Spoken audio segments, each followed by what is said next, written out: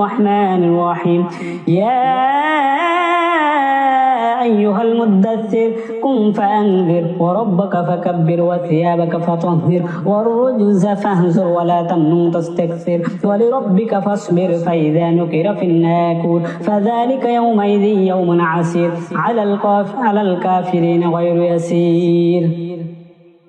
فذلك يومئذ يوم عسير على الكافرين غير يسير ذرني ومن خلقت وحيدا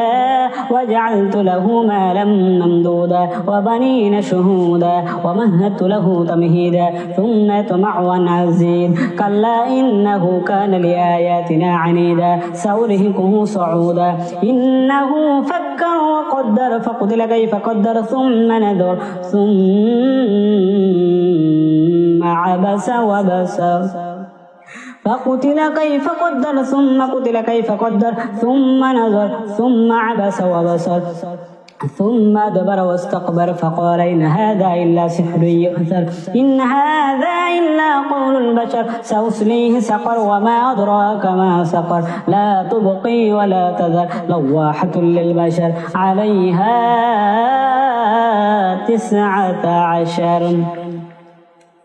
وما جعلنا أصحاب النار إلا ملائكة وما جعلنا عدتهم إلا فتنة للذين كفروا ليستيقن الذين أوتوا الكتاب ويزداد الذين آمنوا إيمانا ولا يرتاب الذين أوتوا الكتاب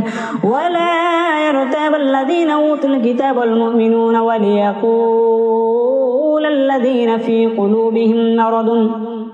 وليقول الذين في قلوبهم مرض والكافرون ماذا أراد الله بهذا مثلا كذلك يضل الله من يشاء ويهدي من يشاء وما يعلم جنود ربك إلا هو وما هي إلا ذكرى للبشر كلا والقمر والليل إذا أدبر والصبح إذا أسفر إنها لإحدى الكبر نذير للبشر لمن شاء منكم أن يتقدم أو يتأخر كل نفس بما كسبت رهينة إلا أصحاب اليمين في جنات يتساءلون عن المجرمين ما سلككم في سقر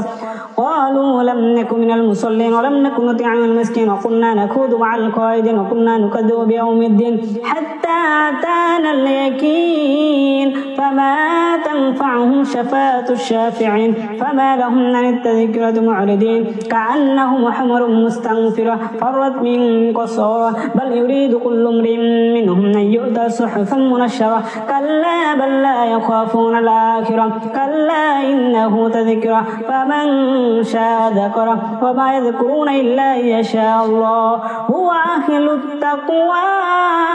وأهل المغفرة صدق الله العظيم.